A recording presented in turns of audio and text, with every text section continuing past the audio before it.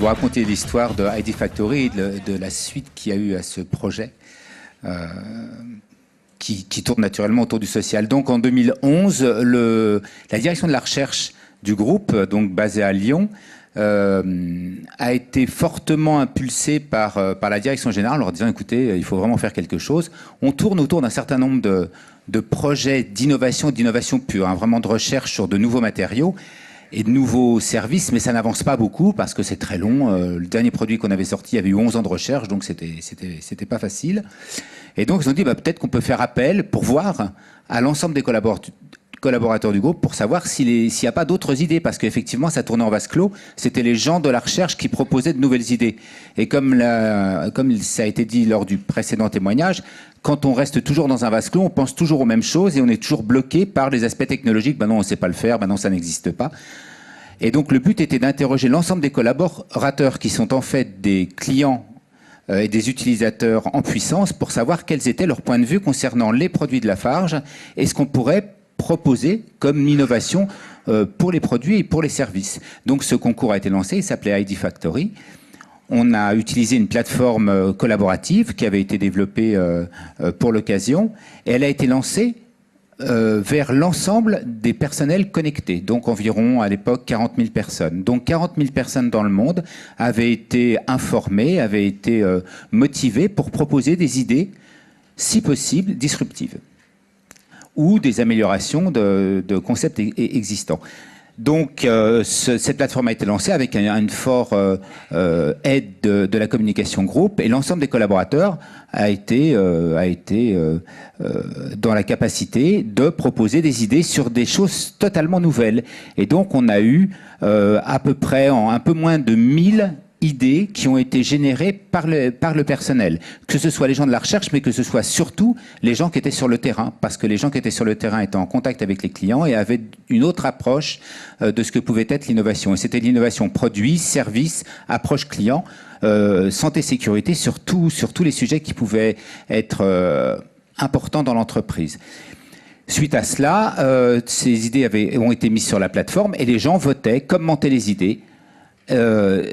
Ont été retenues les idées qui avaient été le plus commentées et le mieux notées, et ces idées ont ensuite été proposées pour être lancées sous forme de projet et être mises sur le marché. Alors c'était il y a 4 ans, donc il y a des idées, il y en a une vingtaine qui ont été sélectionnées et qui ont été mises à l'étude et qui sont actuellement à l'étude. C'était des projets vraiment très innovants et donc ça se fait pas en un claquement de doigts naturellement, mais pour le coup, ces 10 projets venaient du terrain et non pas des personnes qui faisaient traditionnellement de la recherche et de l'innovation. Suite à cela, les gens ont pris goût en fait à proposer leurs idées, à parler de ce qu'ils faisaient, à poser des questions, à commenter ce que les autres pouvaient proposer. Et donc, quelques temps après, en 2012, a été lancé un réseau social d'entreprise sur lequel les premiers ateliers, les premiers projets, les premiers groupes qui ont été créés étaient destinés à travailler sur de nouveaux produits, à travailler sur de nouvelles idées. Au travers de groupes privés ou non privés. Et donc les gens ont pris goût à venir travailler sur ces groupes. Et c'était suite à ID Factory, puisqu'ils s'étaient dit personne n'a critiqué mon idée, ou personne n'a dit du mal de mon idée, ou personne n'a pu dénigrer mon idée. Donc maintenant, je me sens assez libre de pouvoir commenter, de pouvoir proposer, de pouvoir créer des groupes, de projets sur ce réseau social. Et depuis 2012, ce réseau social a naturellement énormément évolué, puisque 50% du personnel Lafarge l'utilise aujourd'hui. Et les gens, on a réussi à briser un tabou en interne qui était de dire si je propose quelque chose, si je critique quelque chose, si je commande quelque chose, que va dire ma hiérarchie ?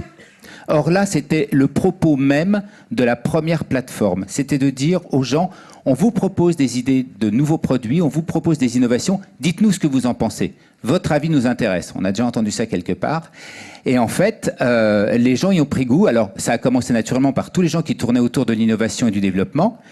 Puis ensuite, tout le monde est venu travailler sur cette plateforme. Et maintenant, tous les services utilisent cette plateforme au quotidien. Alors, pour compléter le dispositif, parce que vous avez bien compris qu'au début, on avait une plateforme expérimentale qui a été transformée, enfin pas transformée, mais on a choisi ensuite un réseau social qui a suivi dans la lignée et qui a le même usage. Et par là-dessus, on a une plateforme de partage de connaissances qui nous permet de partager avec l'ensemble des collaborateurs les innovations qui ont été testées, validées et qui peuvent être utilisées. de manière à ce qu'elles puissent rapporter de l'argent. Parce que tant qu'on ne les utilise pas, tant qu'elles ne sont pas partagées, elles ne rapportent pas d'argent. Alors Martin m'a demandé d'insister sur les points durs. Les points durs, j'en ai cité un, c'était « Que va penser ma hiérarchie ?» Ça, c'était le premier. Parce que dans une société telle que Lafarge, où il y a 72 000 collaborateurs, les gens ont peur de la hiérarchie parce qu'elles sont effectivement opposées à « si je dis quelque chose qui ne plaît pas, je ne vais pas évoluer, je ne vais pas avoir d'augmentation, mon avancement personnel », enfin tout ce qu'on peut penser. Et attention, c'est les gens sur le terrain, mais c'est aussi les top managers.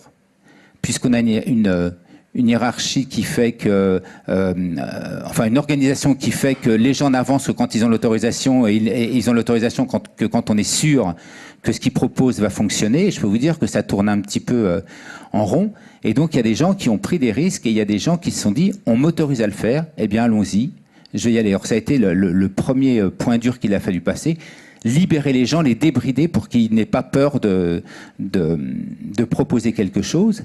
Et ensuite, la deuxième chose, ça a été effectivement, comme l'a dit Ziryab, c'est de changer les comportements. Aujourd'hui, enfin, il y a encore quelques années, les collaborateurs à Lafarge faisaient ce qu'on leur disait de faire ou faisaient quand on leur demandait de faire. Aujourd'hui, il faut qu'ils anticipent, il faut qu'ils proposent, il faut qu'ils se sentent proactifs dans l'évolution de l'entreprise et dans l'évolution des produits et des services qu'on va proposer. Donc c'est vraiment un changement d'attitude et de comportement vis-à-vis de l'innovation, vis-à-vis de la position de chaque individu au sein de l'entreprise. Je ne suis pas seulement un pion à qui on demande de faire des choses, il faut que je sois une personne active qui va proposer. Et pour proposer, l'entreprise lui a donné des outils et à côté de ça, a énormément communiqué, a énormément motivé les gens, et depuis de longues années, et ça continue tous les ans parce que ça ne se fait pas en un claquement de doigts, il faut que les gens prennent conscience que la collaboration est un des leviers de la progression de l'entreprise. Sans ça, on stagne. Donc les collaborateurs, petit à petit, comprennent que leur avis est intéressant et que chacun a quelque chose à apporter dans la grosse machine qu'est Lafarge pour que la grosse machine avance.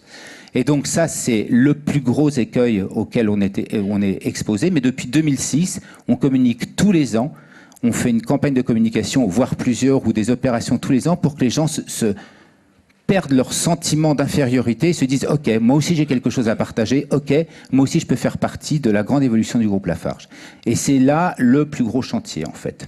Voilà. Il y a deux niveaux en fait, parce qu'on a de l'innovation pure et dure, et c'est ce qui était dans ID Factory, et du développement, c'est-à-dire de l'innovation incrémentale.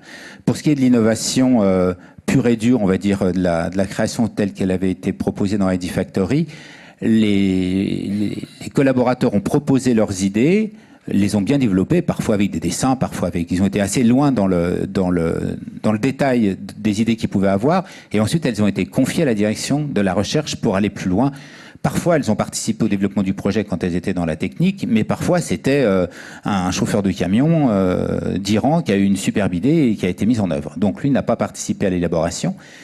En revanche, et là, pour le coup, le temps, c'est assez rapide. J'ai posté quelque chose sur le réseau. En revanche, quand ce sont des idées, des développements sur des produits existants ou sur des services existants, des matériels existants, tout ce que l'on veut, là, les gens prennent sur leur temps. Et les collaborateurs dans les pays ont une certaine latitude pour travailler sur des projets. Ils proposent à leur patron de travailler sur un projet, soit un produit, soit un nouveau service, soit une amélioration d'un process existant. Et le patron peut lui dire, ok, vas-y, je t'accorde 10% de ton temps ou 5% de ton temps pour travailler là-dessus. L'objectif étant de rapporter quelque chose. Alors effectivement, on parle pas d'échec, là, sur le coup. On dit, je te donne du temps, j'ai jugé que l'idée était bonne et je pense qu'au bout du compte, on va avoir quelque chose. Et les gens travaillent là-dessus. Et une fois que c'est validé, le patron s'empare de l'idée, la dispatche, la teste éventuellement, mais fait un prototype. Et ensuite, c'est déployé au travers de cette fameuse plateforme un petit peu partout dans le monde. Donc le but, c'est pour les gens de travailler sur des sujets qui les intéressent sans qu'ils soient, on va dire, frustrés. Et on leur accorde un peu de temps, pas énormément, un peu de temps pour travailler sur les idées, si tant est qu'elles soient intéressantes, et si elles sont vraiment intéressantes, le patron des pays, voire le patron au niveau corporate, peut dire « Ok, ça c'est un nouveau projet, on va créer une équipe projet, on va travailler dessus ». Ça a été relié, et comme ça a été un projet groupe, que ça a duré 6 mois, ID Factory, Les managers dans les pays n'avaient pas le choix pour le coup. C'était un projet groupe, il fallait que ça cascade jusque sur le terrain. Quant à savoir si certains ont profité de cette opportunité pour proposer des choses qui avaient été refusées, je suppose que oui, mais j'en ai pas la preuve.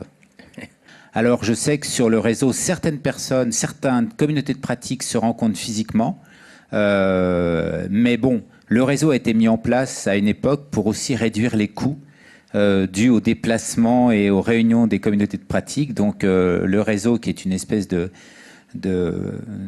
café dans lequel on se réunit, de salle de réunion virtuelle, est aussi fait pour réduire les coûts, et donc peu de gens se rencontrent. Et aujourd'hui, je rebondis sur la question que tu viens de poser.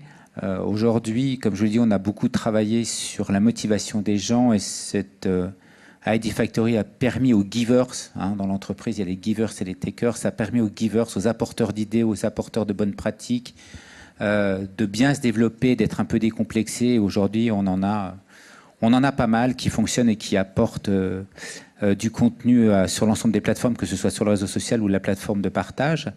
Et notre ambition, c'est de faire en sorte que les takers soient aussi volontaristes, prennent les idées, les déploient chez eux et en parlent derrière eux, de manière à ce qu'on devienne une vraie entreprise collaborative, pas seulement pour les givers, mais aussi pour les takers, qui sont le plus dur on va dire, à déclencher, sachant que ça représente tout de même 92% de la population. Si on est bloqué parce que l'on sait de la technique, ou de la technologie, ou de ce qu'on a déjà vécu, on va avoir une approche de censure qui va être trop forte. Donc chez Lafarge, on teste beaucoup. Et une fois que ça a été testé et validé, on déploie. Mais a priori, sauf si l'idée est totalement saugrenue, on teste, on essaye et on teste. Je m'occupe, entre autres, et beaucoup, de partage de connaissances. Et il y a un jour un patron de pays, qui était patron du béton, qui me dit « Je vois pas pourquoi je donnerais ma meilleure pratique pour développer le marché des petits clients pour en faire profiter le pays d'à côté avec lequel je suis en concurrence sur les résultats annuels. » Ça, c'est une des barrières que l'on a, pour lequel il faut lutter, parce que les gens ont toujours peur de se faire coiffer au poteau. Donc, je ne vais pas dire il faut retirer les notes et puis de mettre des lettres ABCD, mais aux différentes BU. Mais globalement, il y a encore cet esprit, je vais dire petit, qui est l'antithèse de la collaboration, mais ça vient aussi du managériat qui tente aussi encore à comparer les pays les uns avec les autres ou une centrale avec une autre. Donc dès qu'on aura abandonné ça et qu'on aura une vision beaucoup plus globale des choses, on n'aura plus ce type de problème. Mais ça existe, malheureusement, ça existe.